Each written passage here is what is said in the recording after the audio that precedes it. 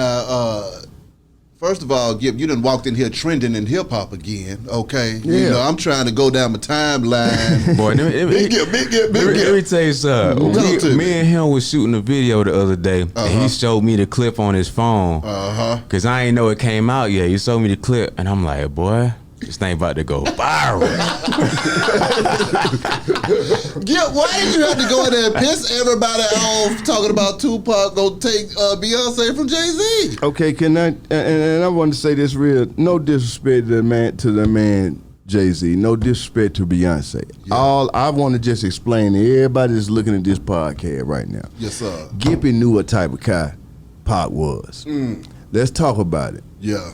At the time when Pac walked the earth, Pac went after every girl that was somebody's girl. Damn. Jada Pinkett, Biggie girl Faith, Aaliyah, Kadada, Lisa Left Eye. Didn't Rise and tell you the limousine pulled up in front of my house. The door kicked open, and I seen it. It was Tupac, and Lisa got in the car with Tupac and drove off in the night.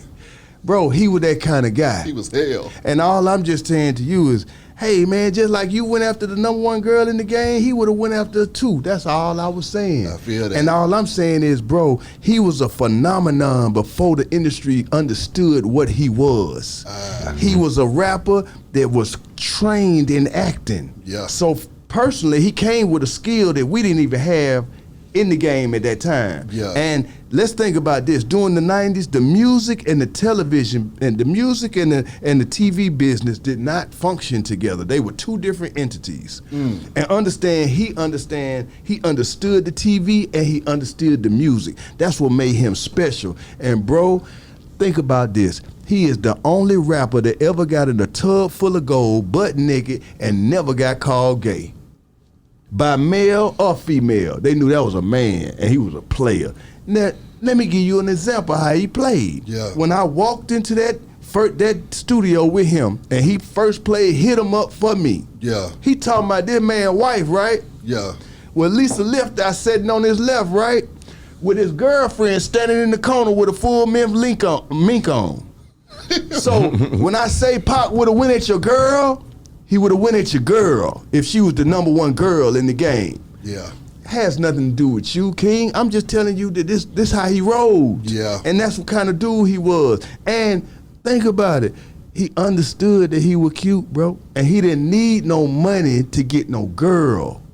He's never made music enticing. I'm about light your wrist and he never talked about buying a girl, nothing.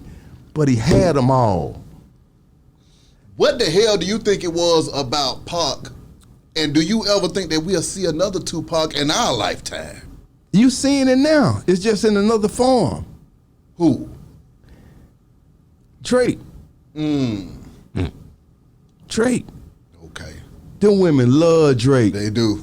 They do. Drake ain't did nothing, and let's Drake talk take about your girl too. and Drake will take your girl.